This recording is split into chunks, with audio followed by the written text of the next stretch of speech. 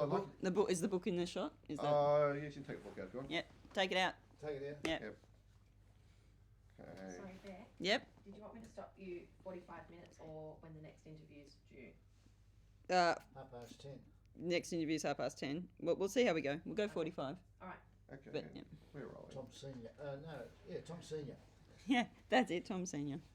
Okay, Tom. So you joined up when you were under 16. Do you want to tell me a bit I joined about? up when I was 15. Yeah, you were 15. I had my 16th birthday in the Red Sea. So why did you decide to join up to the Merchant Navy? Well, it was the pressure was on, and Mum and Dad never had a quid, and I was adventurous. Yeah. I saw the ships down there and taking trips away, so I thought I'd join them. So what was your first? Sorry. Aquitania. Good ship Aquitania. We took troops over the Middle East. On the way back, we called into Singapore with Italian prisoners of war. And then we were held up in Singapore on account of the Cormoran. She was down there waiting for the Aquitania. And the Sydney and her met. Consequently, both ships were sunk. And that day was sunk, we left Singapore. We picked up German prisoners of war off the Cormoran, brought them through to Sydney. Then we loaded troops for the 39th Division and that's the Victorian troops. Then we loaded 53rd New South Wales troops for Port Moresby, New Guinea. Most of the boys went up the Kokoda track. So what do you do? What was your first job on the ship? You were telling me about yesterday. Boy sailor. And what do boy sailors do on the ship? Messages. Captain's boys. Running messages all over the ship. And learning lookouts. We're doing learning lookouts as well. And I enjoyed myself. I really did. Yeah. And what were the conditions like on the ship? Conditions, gee whiz, that's a hard one. What was your room like where you slept? I couldn't really tell you now. I think there was about 6 of us in a cabin. Bunks, you know. I can't really tell you for truth. Yeah. I think that's what it was, like, you know. She's a big ship. She was the 3rd biggest ship in the world at the time. 45,600 tons.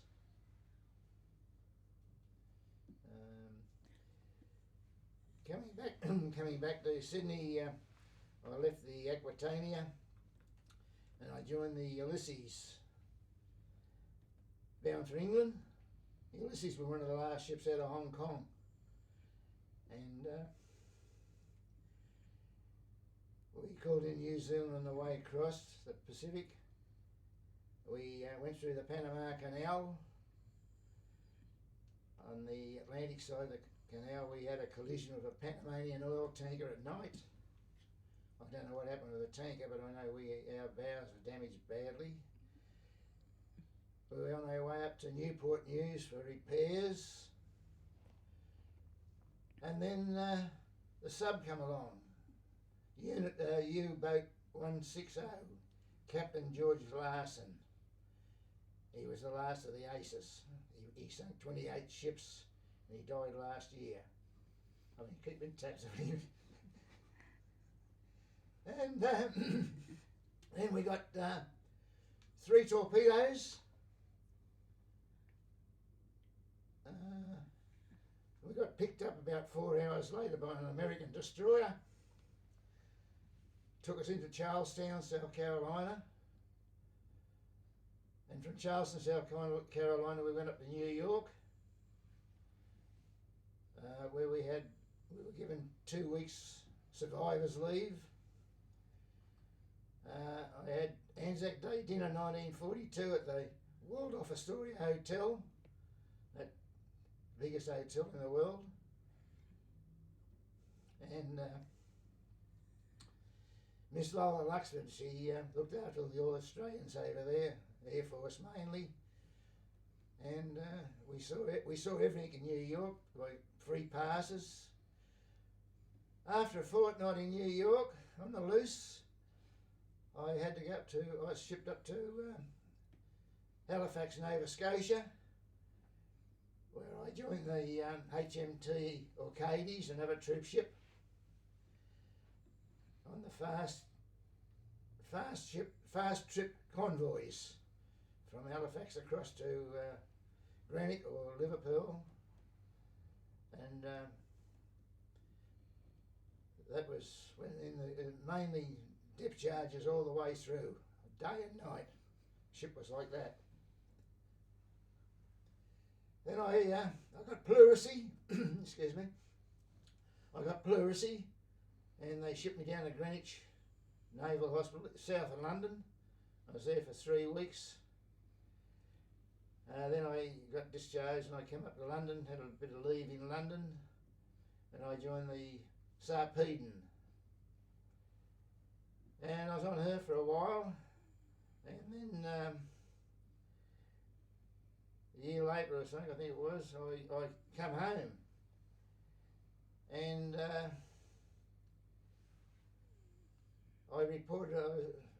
was on lookout, and I reported a falling star as aircraft. Got all hands on deck. Found out there was a falling star. The old man called me up the next day and said, "Tom, it's better to be sure than sorry." But the rest of the crew didn't forgive me. And anyway, then we comes through to Sydney, paid off in Sydney, bit of leave, and then I joined a radio ship, communication ship. It wasn't a ship, it was more or less a sailing boat, disguised, you know.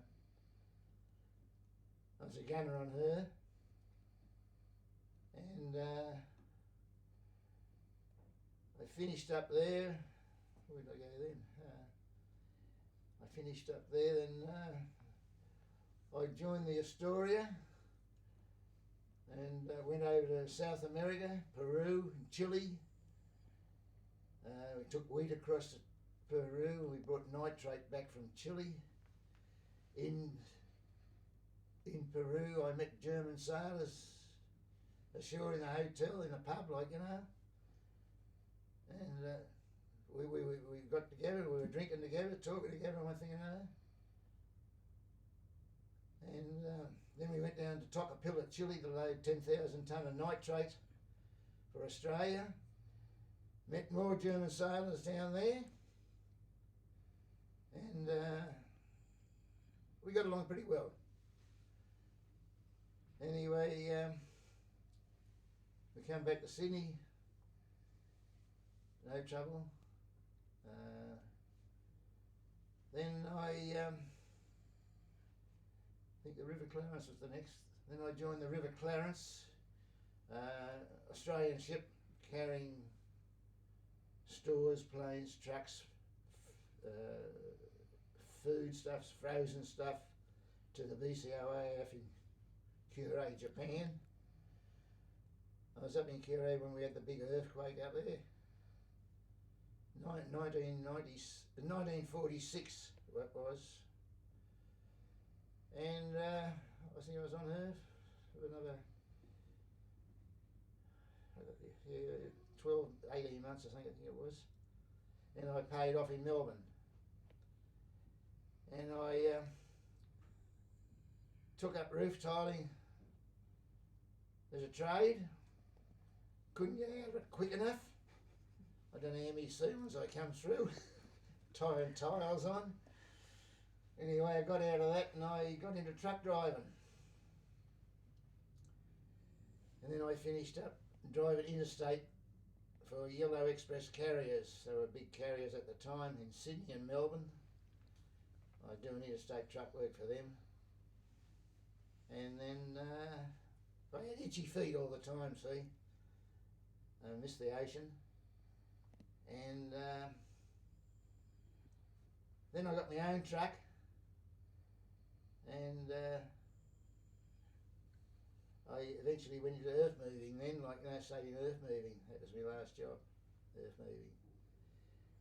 And then I got married, 3 daughters, lovely wife. And I finished up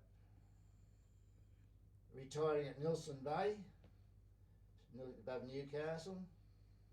There for 19 years. Then I come to Tweed Heads. I've been here 11 years now. I've got 6 grandchildren. 6 grandchildren. And I've got 6 great-grandchildren. And 3 of them, they haven't decided what to do yet, getting married or anything. And that's my story. Oh, it's a good story, Tom. Can I ask you what you did when we go back to your 16th birthday when you were on the ship? What do you remember what happened that day? I think I finished up in sick bay. I had sunburn poisoning. I finished up in sick bay. I didn't drink at the time until, when we got torpedoed on the Ulysses in New York, I started drinking then. That was it. Yeah. And where were you on the ship when the Ulysses was torpedoed? I think we were playing a gramophone on number 1 hatch, playing music on number 1 hatch. We got hit with 1 torpedo, then 2 torpedoes, and by that time I was in the boat. And then the ship wasn't sunk or anything, so we put another torpedo into her to make sure she sunk. As I say, we're only in the water in there for about 4 hours, picked up by the Yankee destroyer, USS Manly. M-A-N-L-E-Y, not M-A-N-L-Y. That was it.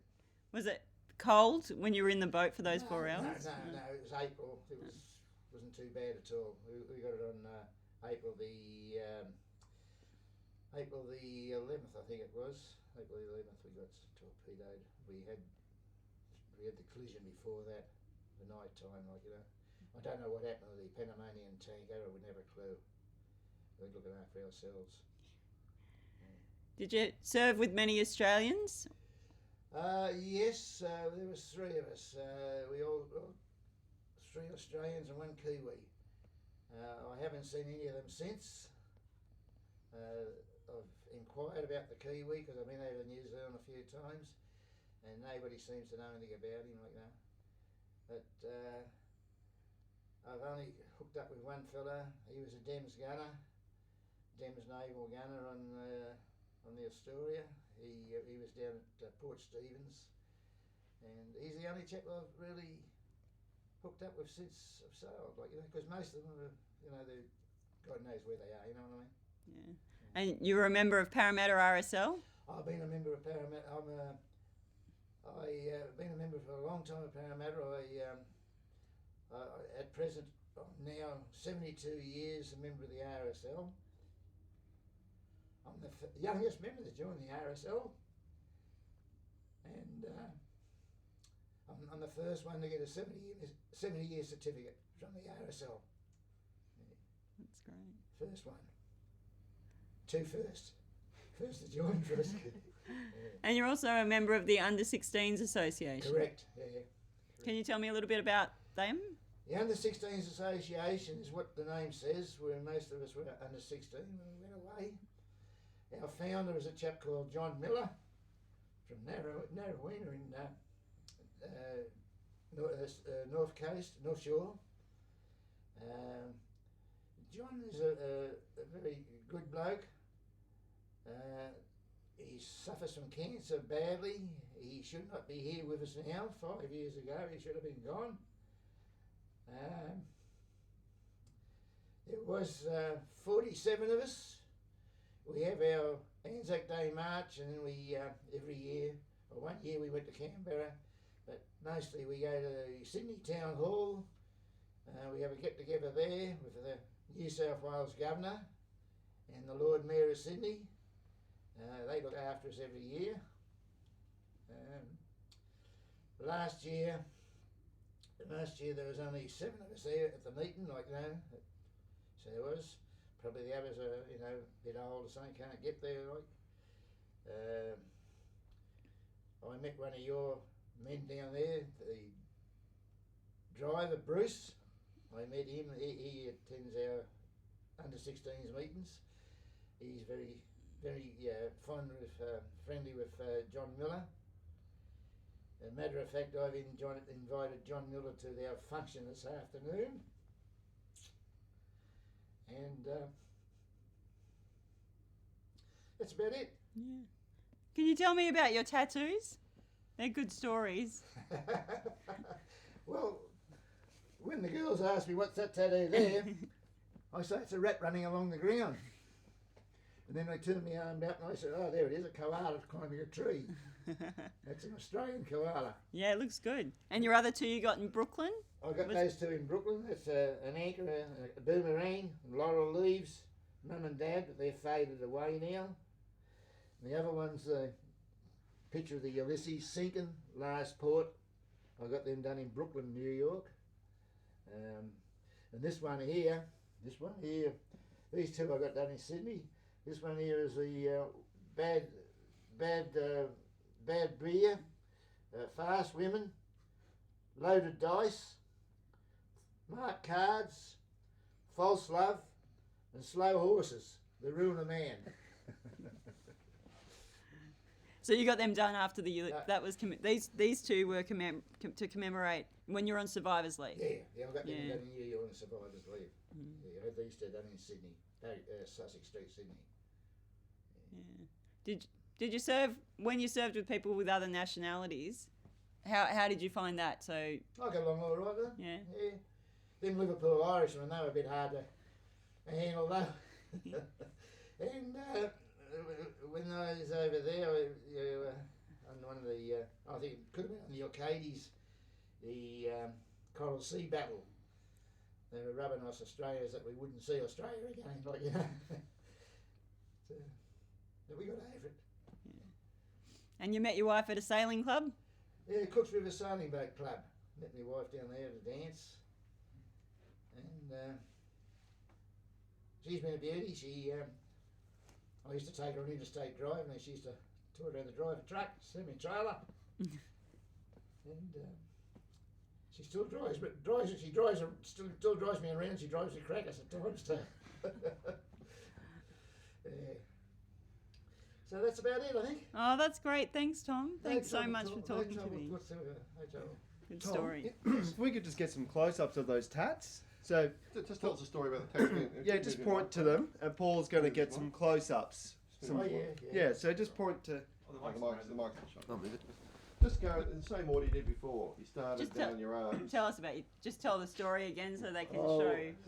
They want to do a close up. This one first, is it? Yep. No, in the same order. I think you did your forearms first. The rat That running one, along the ground. Yeah. Yep. Let's start Yeah, with that's that. the rat running along the ground. See, Hang on. Okay. Yep. the rat running along the ground. But when you drop your arm down like that, it's a koala bear climbing up a tree. And the other arm? And the other arm, I got these in New York, in the Bronx, the Bronx down in New York, crown and anchor, with laurel leaves, mum and dad on there, but they're faded out now. And the other one here is about the Ulysses, the ship I was on that got torpedoed. That's her name up there. Then there's a sketch of her there going underwater, and then it's got last port. That's the bottom. Yeah. Last port across the bottom. That's faded too now. And show us your other arm. Yeah. Tell us the yeah. last one. Yeah. Oh yes. Well, we got bad grog. Just take your hand away first of all, and start your story now. Just point to each bit. Bad grog. Yep. Fast women. Loaded dice. Marked cards. Slow horses. And false love. And what's it mean? That's what it means. The ruin of man. That's great. Thanks, Tom. Thank you. That was a great story.